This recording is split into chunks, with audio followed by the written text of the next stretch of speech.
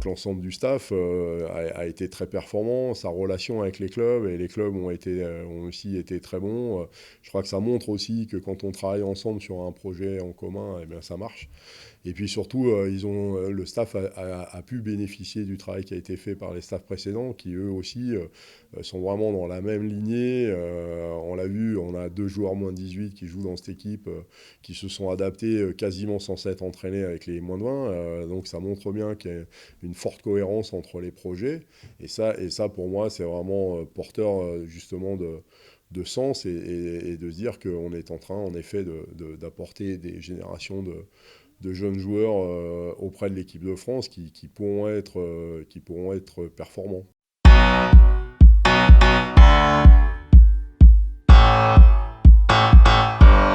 On a vu dans cette tournée d'été eh bien, de jeunes talents arriver et prometteurs. Et je pense que voilà, on a la Coupe du Monde dans 2 ans et je pense que ça risque de faire bouger un petit peu les lignes. Donc c'est ça c'est ce que je trouve fort. Et puis voilà, on a gagné des matchs, on en a perdu, mais surtout on a vu un état d'esprit, on a vu un jeu produit. Et là encore une fois, je crois qu'il y a vraiment de l'ambition dans cette équipe. Et voilà, ça nous donne aussi une vision positive pour le challenge qui nous attend avec les Coupes du Monde 2021.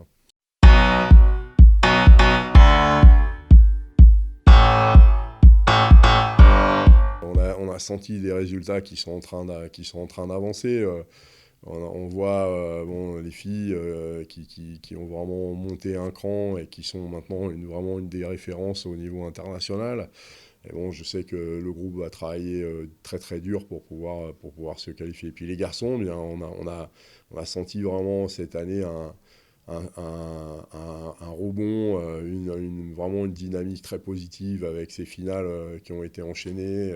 C'est vrai qu'on s'y attendait un peu plus que les filles parce que la non-qualification de l'Angleterre dans les 4 rendait un peu le programme un peu plus compliqué pour nous.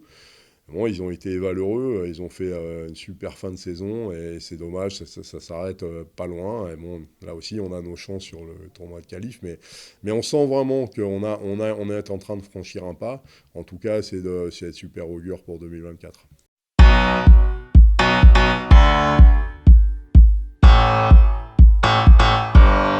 Il faut recréer une dynamique, c'est dur de repartir et de repartir vers la réussite quand depuis longtemps on a du mal à se sortir à la fois de cette forme de malchance qui nous a souvent punis dans des fins de match.